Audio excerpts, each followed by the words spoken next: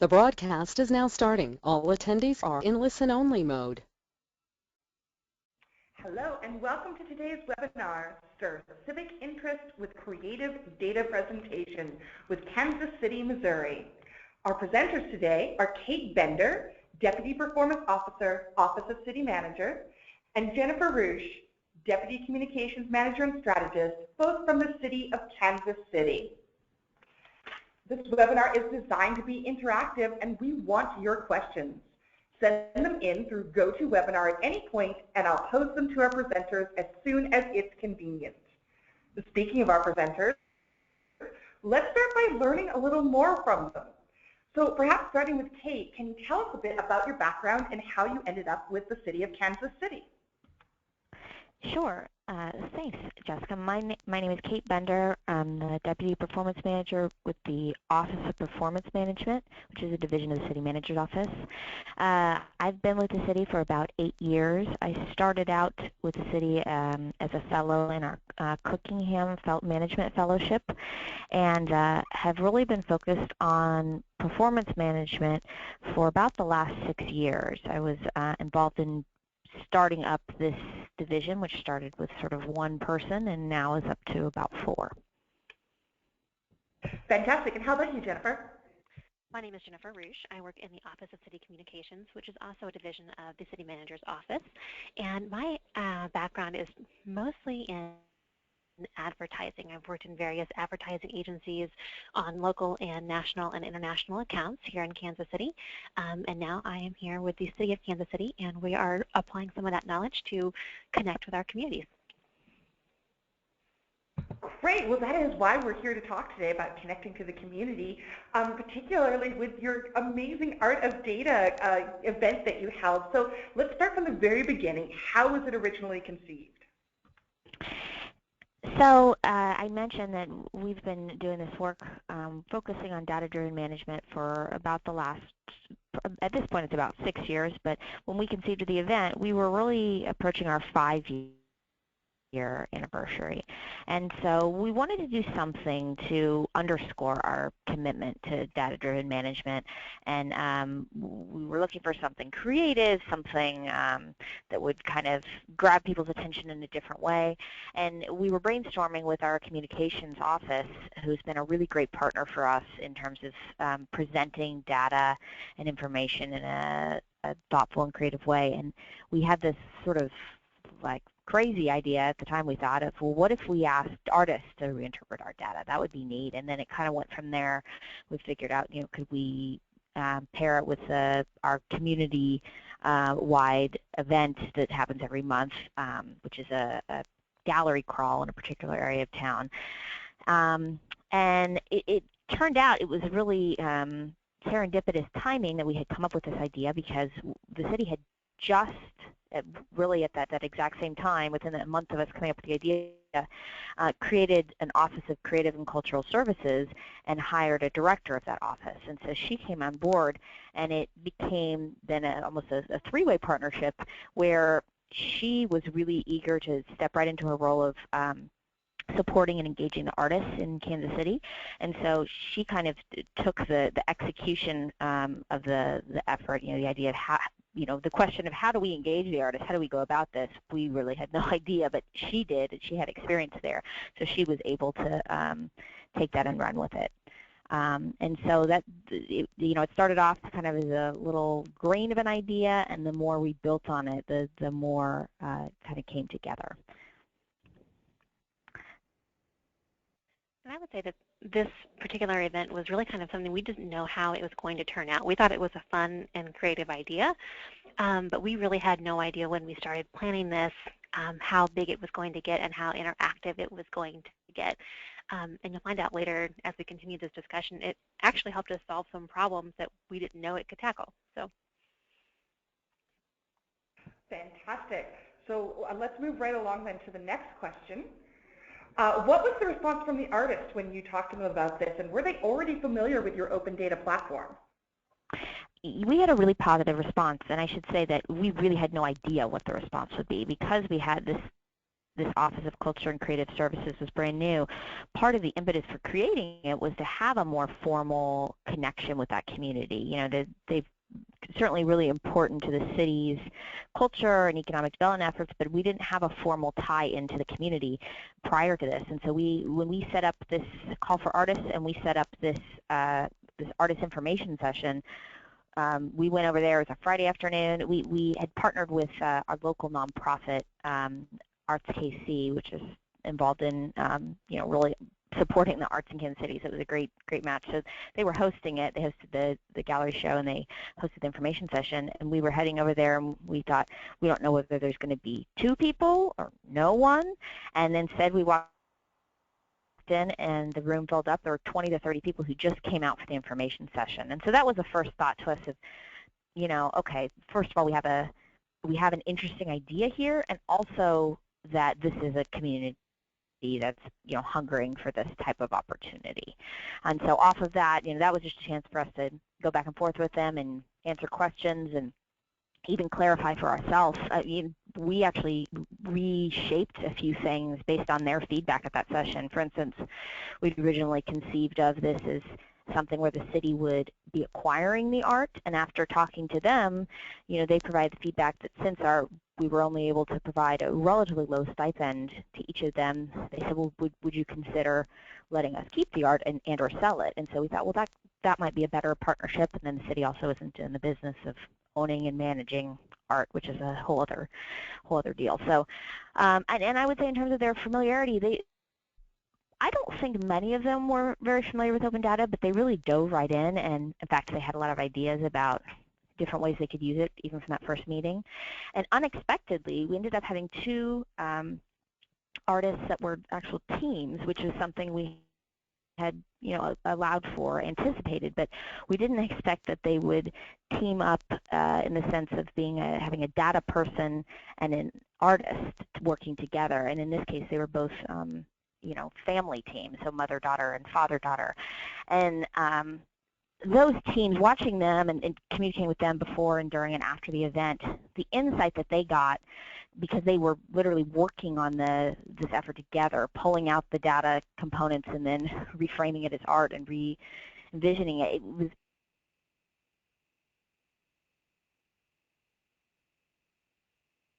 Jennifer said, really unanticipated.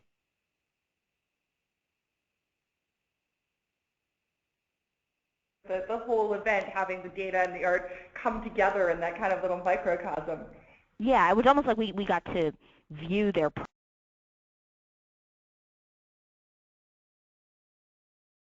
So talking to our next slide here, so tell us about the show. How did you pick the data sets? What was the response? Fill us in on how it all went. So picking the data sets was probably one of the only things we put a little bit of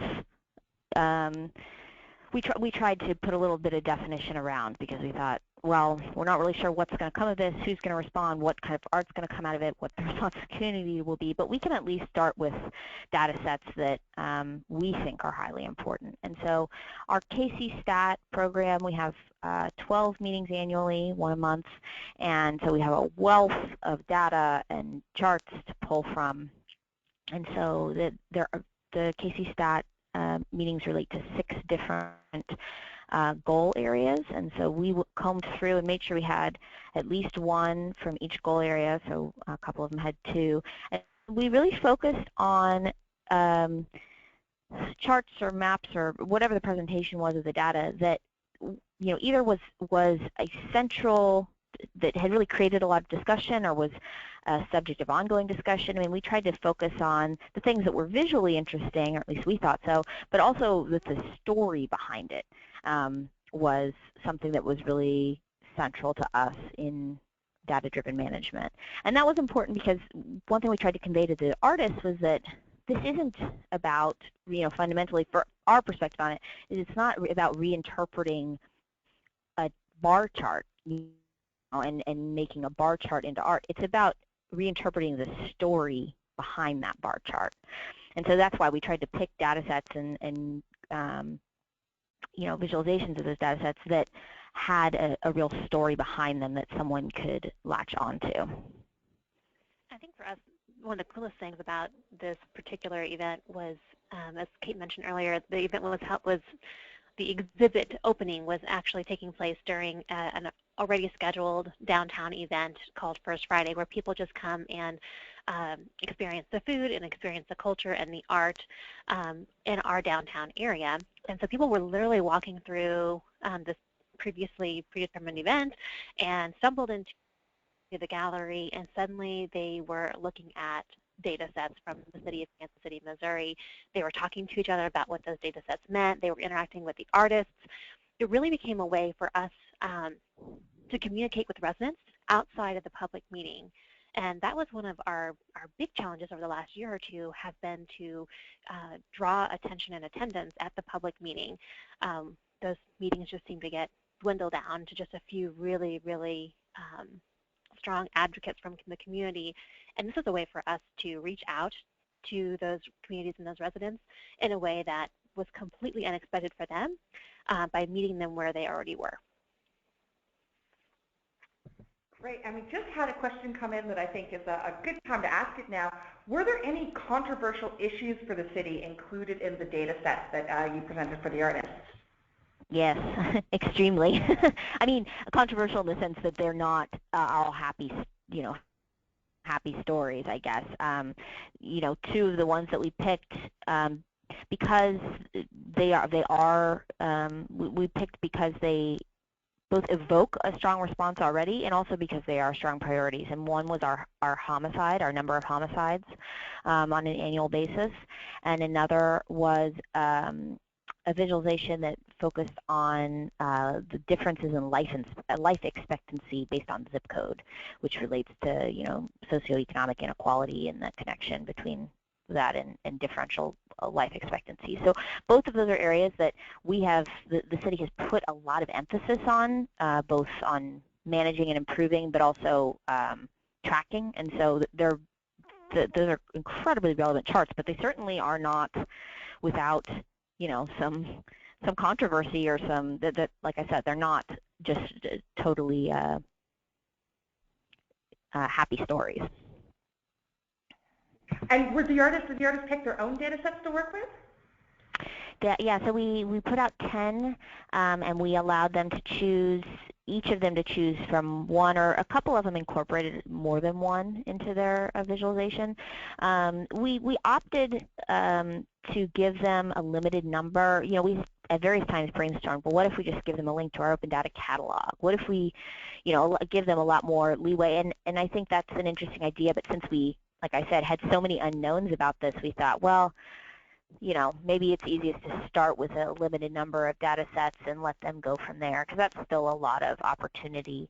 I think out of the data sets, several of them were used more than once, so there were a couple, I think, that weren't as heavily utilized. But it was our attempt to at least sort of frame it a little bit at the front end, understanding that we weren't really looking to frame what they did, that we really wanted them to have a lot of opportunity to express those data sets however they wanted to.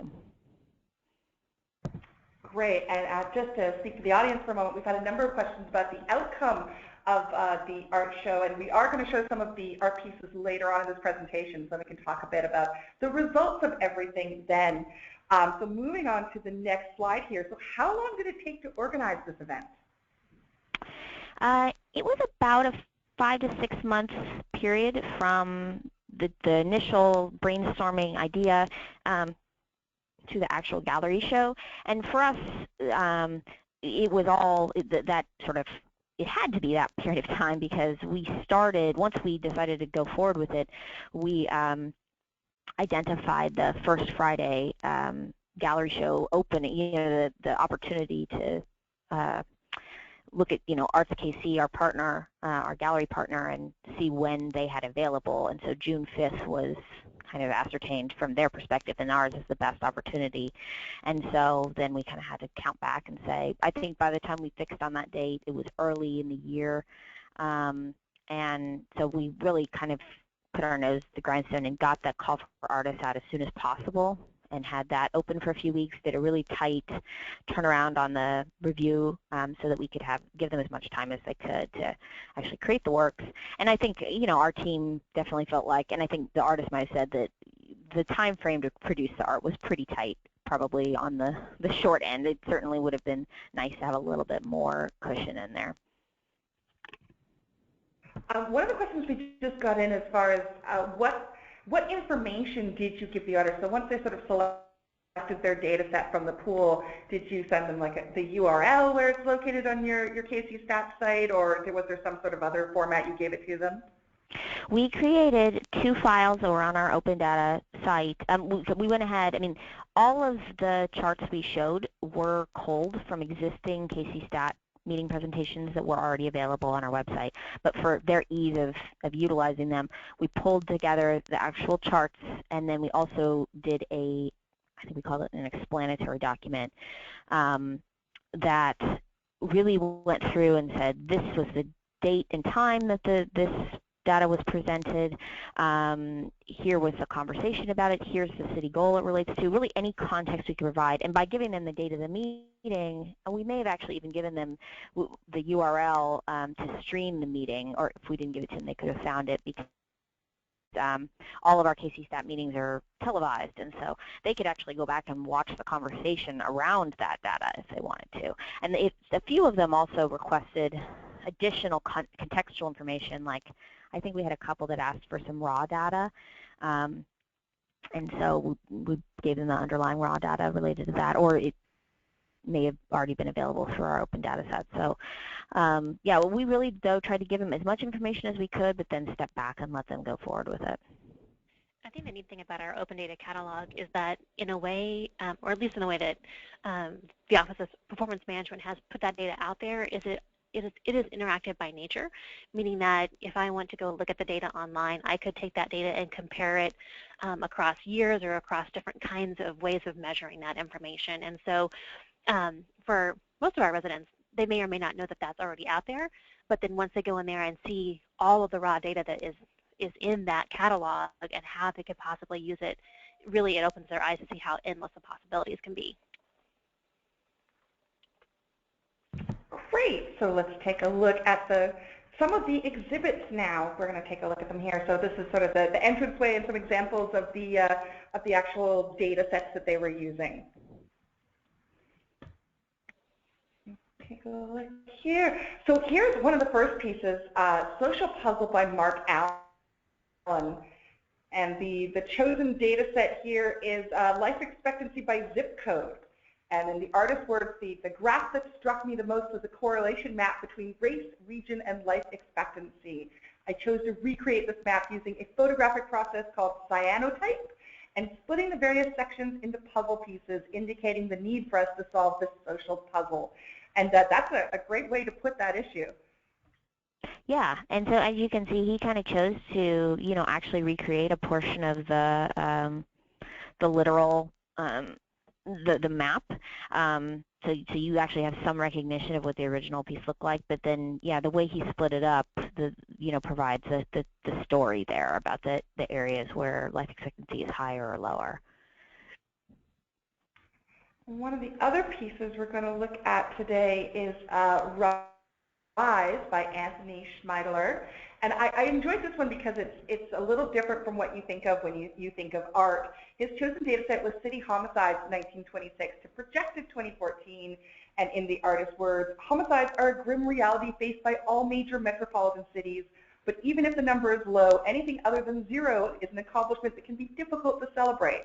That is why Rise focuses on the ascent of peace in Kansas City instead. Yeah, and so one thing you can't really see from this is that on the actual rope, you can kind of see there's little pieces of fabric attached to it, and each of those pieces of fabric has a year and the number of homicides in that year, and so Again, it goes up, so toward the bottom is the higher numbers, and toward the top are the lower numbers. And the interesting thing about this piece, first of all, that it's such a different, this is the opposite end of the spectrum. There's no, there's not a chart in any way. This is a really totally different representation of the numbers. But he also had a sign, encouraging people to interact with the piece, to actually touch it. And so you saw people going up and kind of fingering those little pieces of fabric and looking at them and going from one to the other and standing back. I watched a group of people discuss it and talk about, oh, okay, so they go, oh, and so many people were kind of moved to silence just staring at it. And I mean, I know at least one person who, she said that like when she was looking at it, was almost moved to tears because she was like, I'd never thought that I would like experience the number of homicides as a tactile thing, feeling it in my hand, and she just felt like it was a completely different experience of this kind of sobering data set. And the last piece that we're going to look at here today is one of the teams, the family teams that you spoke of earlier. This is Rebecca Tombaugh and Rochelle Hodgson, an illustration of community outcomes, and they use two different data sets: citizen satisfaction with overall value that you receive from tax dollars, as well as operating expenditures by citywide goal area. And this is an interesting piece. It's got multiple layers. So there's a blueprint that organizes the 2015-2016 submitted budget by community outcomes. And then it's overlaid with patterns from around Kansas City, and which are being used to represent key metrics from the KC Stat dashboard. What an interesting piece. Yeah, this group was really inspiring. Their perspective was one of the ones I was mentioning. It was so interesting to hear them talk about their process. The daughter there she's a data analyst in a private sector firm in town, and then her mom is an artist, and they joked that this was probably the one and only time that they would get to work together on something. But the visualization that's going on here is actually really complex, and the daughter who came up with it, she put a lot of thought into that, like looking at those numbers and coming up with a true, I mean, it's artistic, but also it has a relationship with the numbers. And in fact, she said that going through this and creating this piece with her mom, it actually gave her ideas for visualizations that she could utilize in her work.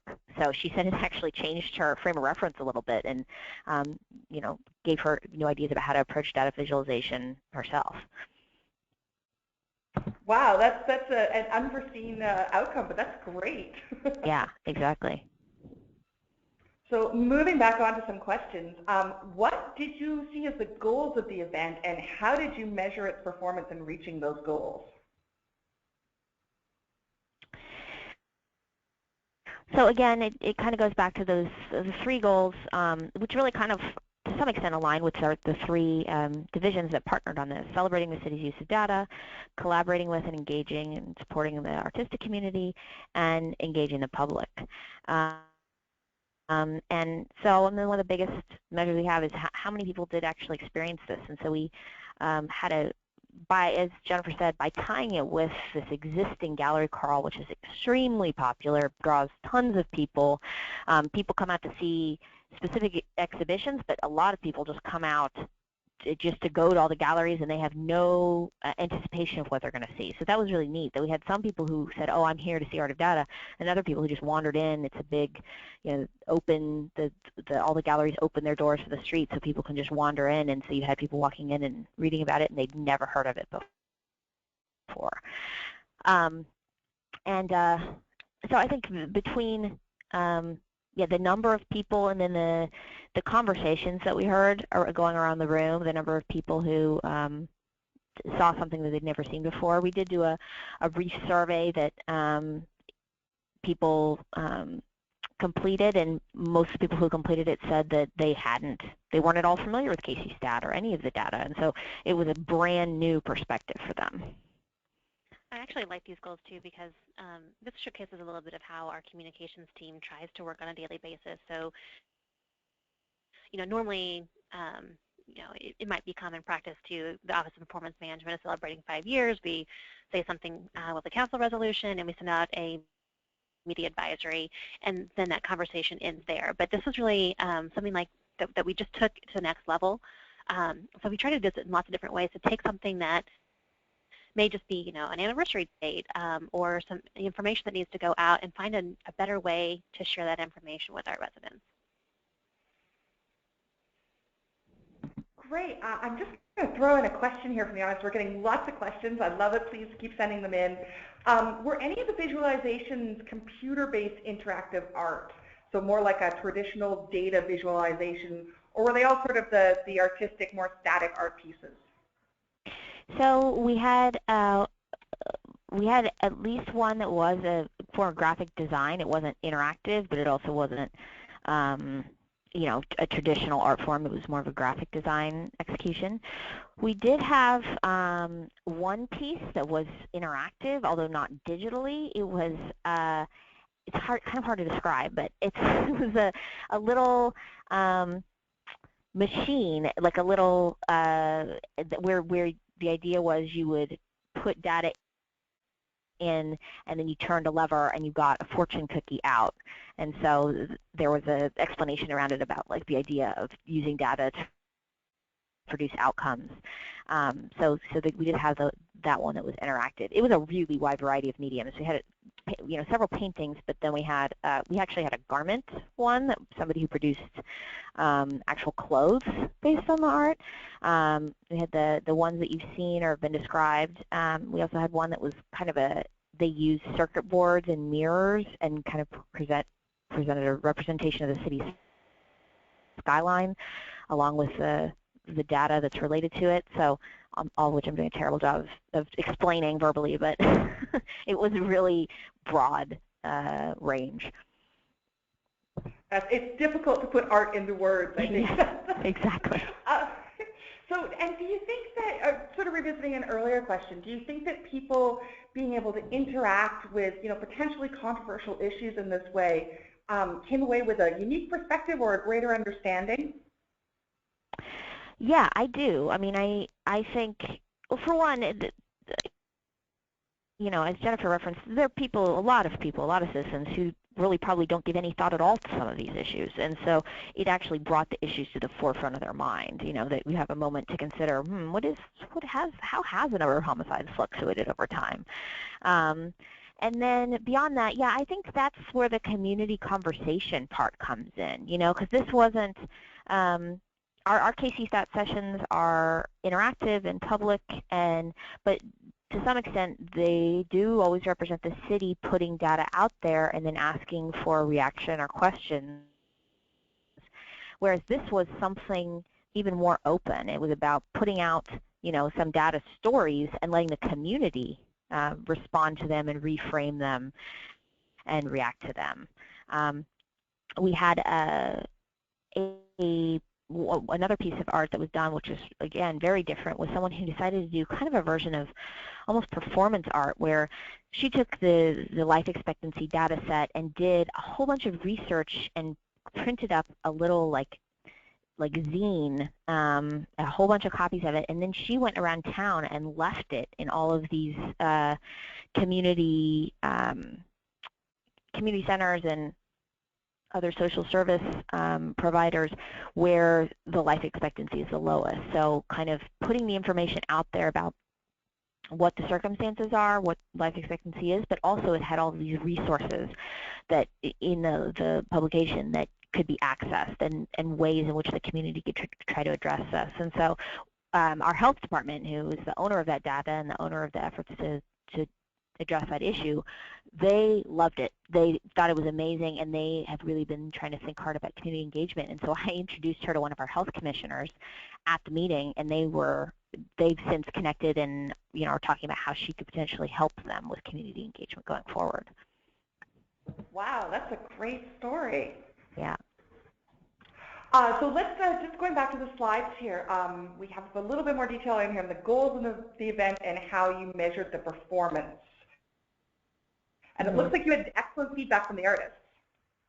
Yeah, I mean, it was not so many artists that we couldn't, interact with them individually, and so they all provided kind of rural feedback. We did, a couple of videos and had them provide feedback that way. And yeah, I think they really liked just the concept. They liked the opportunity to partner with the city.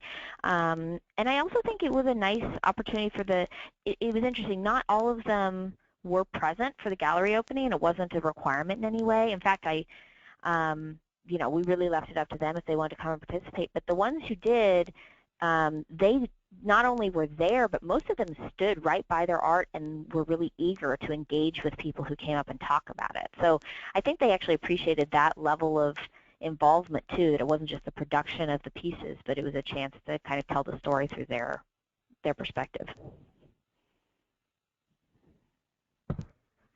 Great. And sort of going back to the core of why you did this, why do you feel that citizen engagement is so important? So, I mean, I think it's not, we're very fortunate to have such an amazing forward-thinking communications office that is already very far down this road of thinking about citizen engagement. But it's not a coincidence that we were partnering with them, because even though we in our office are focused on performance management and data-driven management, that path has automatically led us to citizen engagement, because that is a goal, as I mentioned, of KC Stat. And so for us, we have to think about citizen engagement in order to think about how to make performance management effective. Without it, it's just a closed-end process.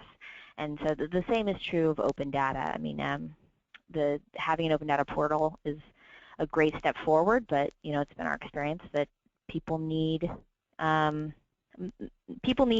know how to use it. They need to know the opportunities, and a lot of people really need it to be curated for them, or that's what they prefer. They're not interested in going in and looking at raw data. They want to understand the story behind it. So, all of that wraps around engaging them. There are people who will want to engage in a really dynamic way to be involved in the shaping the services that the city is offering. But for anyone, any citizen, being able to experience the city's data gives them a better sense of what the city does, and which then kind of informs their actions as a citizen moving forward. And I would add to that, we always talk about citizen engagement as in reaching the citizen, and that's what it's all about. And there's so many times that we get stuck in a rut or in a groove as a city, and so we think, well, we put the information out there, or we held a public meeting, and so that was citizen engagement, and we did our job. And I would say that one thing that this event did was it really shattered our internal boundaries of what we can and can't do, not even just within our own city, but within cities from our region who came down to First Friday not even knowing they were going to walk into our exhibit. And those city representatives walked in and saw this data and saw us, and they were shocked that we had put on this art exhibit. And they literally looked at us and said, "You can do that?" And I think that was something that was good for us internally as well, because it redefined what citizen engagement means as a city. And so it's not just the things we normally do or the things we normally talk about doing. It can be literally an art exhibit or anything else that we can dream up. That actually leads really nicely into our next question. So for organizations that might not feel ready to leap right into the art world, do you have any advice for how to incorporate data visualizations into their presences? Yeah, so one thing I didn't say up front when I was talking about how we brainstormed this idea of using art, that actually was a really natural conversation for us to have based on our history, because I think for us, we've had a ton of conversations over the years about, identifying the right metrics, and then identifying the data behind the metrics, and then how to analyze that data, and so kind of move gradually forward on all those issues. And I think those are things you expect, that of course, if you're going to do any sort of performance management, you have to find data and you have to analyze it. But we didn't anticipate that visualization was going to be so crucial, because what we found is that it's like a missing piece of the puzzle. If you don't have it, if you're not thinking about how to present your data in a thoughtful way, using a thoughtful visualization, then you're not you're losing a big opportunity to convey that data. There are a lot of people out there who can look at a table or a set of numbers, or and pull out information from it, but I think the majority of people, and certainly a lot of people who are stakeholders in major issues or decision makers in major issues, they really need the data to be presented in a way that tells the story. And so, and when I say visualization, I mean everything from the art of data to a traditional chart or graph or map to a smart art or a number on a page. I mean, it's a broad range of things, but it's more about giving thought to how that data is going to be absorbed. And it also ranges everything from the type of visualization you do to the colors you're using and the fonts you're using and the venue you're presenting in and the type of channel that that they're receiving the data through. All of those things are crucial components of it. So I guess I always really encourage anyone that I'm talking to that you need to understand the story you're telling before you can have a sense of what visualization is going to work. And also, you're probably not going to get it right the first time with everyone. I mean, part of how we've come down this path of understanding visualization better is by having 4 years of public KC stat meetings filled with 70 to 90 slides each. We've had a lot of trial and error where we've looked at and said that chart went nowhere. Nobody understood it, or people misunderstood it. People got frustrated by it. We didn't convey all the story we're trying to tell. So we've had a lot of moments like that where we were like, okay, we have to go back to the drawing board and figure out something else there. And sometimes we have the opposite. We have a home run where all of a sudden data we've been presenting and presenting and presenting, we find a visualization for it where it just hits home and people really take it to heart a completely different way. So yeah, that's kind of our thoughts on visualization, and it's also continuous improvement. So we're always looking for different ways to present data and also present data to different audiences, because that's another piece of the puzzle, is that what a citizen group responds to might be different than your elected officials, might be different than your department directors. So those are all different things to consider. I'd say from a communications perspective, Kate has completely hit it on the head, and that one thing is when you look at a set of data, we're so close to it, and so it's often hard to pull ourselves away from it. But if we can do a better job at looking at that information and all of that data, and say, okay, if I could tell somebody one thing about this, what would that one thing be? And that's your key message, and then you just figure out a fun and interactive way to tell that one thing, because once you tell that one thing and somebody gets it, they'll want to know more. And so that's when you give them all of the information, or have that discussion. Mm-hmm.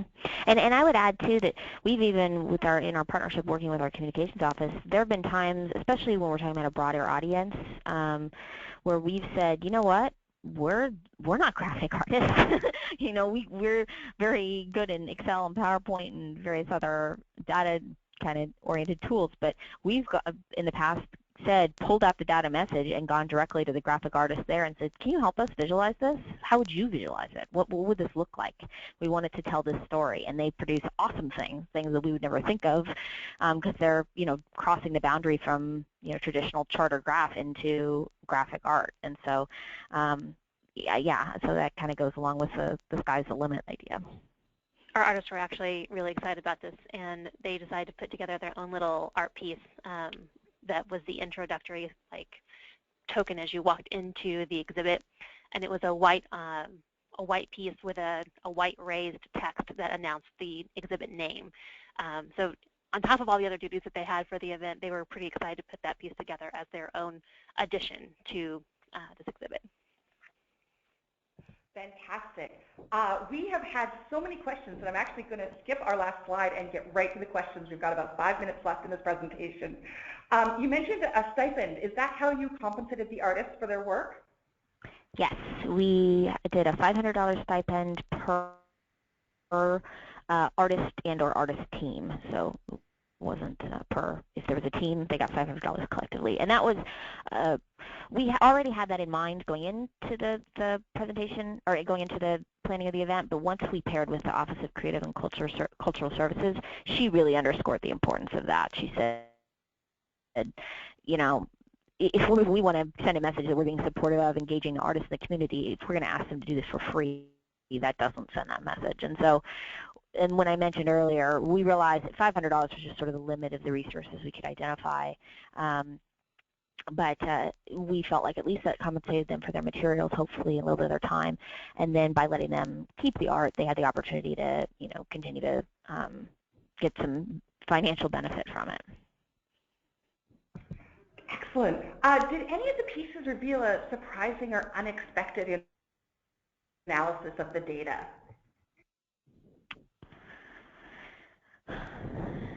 You know, I think at least one of them, actually some of the data, the artist interpreted it in a different way than we had intended it. She used the numbers in a different way, and that was a big actually wake-up call to the department that had provided it, that they said, oh, I don't think that the original, the way that we've been talking about this is not clear. You know, I mean, she sort of misinterpreted it, and you know, instead of, you know, kind of putting the blame on her, they kind of looked back at themselves and said, oh, wow, that's a good thing for us to know, that these are really important numbers, and if this isn't clear to someone who's been putting a lot of thought toward it, then we need to, you know, think twice about how we present it. That ties in nicely with another question we got, which is, do you think this art show helped improve government accountability, and do you think the civic engagement will extend past the First Friday event? Yeah, I mean, I think, again, the purpose of us for the event wasn't as a standalone, but it was all about recognizing the efforts that have been underway for the last several years. And so it was kind of a milestone to say, wow, this is great, and we're going to really extend ourselves to something beyond what we ever imagined. But then we keep on moving. And I hope it sent a signal to the community, and as Jennifer said, it's not just our citizens, but it's also, you know, the local government community in town, the business community, that this is something that's really important to us, and we really want our citizens to be a part of it. You know, that this is something that we see them as partners in. And how did you measure the ROI for this event? I think probably the biggest ROI was in the number of citizens that we were able to engage with in that one setting. I mean, that definitely blows out of the water any individual public meeting or even series of public meetings. And I think also the people that we were interacting with were an entirely different set than some of the traditional people who would attend a public meeting. And so it's, you know, it's sort of about reaching a group of people who are crucial, you know, in the sense that they're our citizens, so we need them to be aware of and engage with what we're doing, but who, through traditional methods, might not be. Yeah, we looked at attendance and social media and impressions there, and of course the surveys that were turned in as well.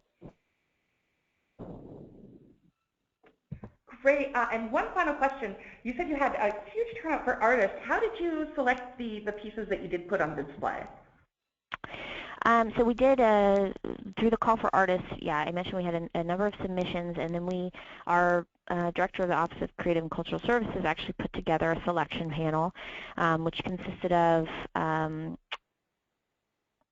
member from Arts KC, the nonprofit organization, our city communications officer, at least one, maybe a couple of our municipal art commission. I think that it was a 4 or 5 person panel, and someone from the mayor's office as well, because they were a strong supporter also. The interesting thing about it was that it was, I mean, again, I had no experience being involved in a call for artists or a selection of public art, but I mean, I think it was the same basic framework that they use for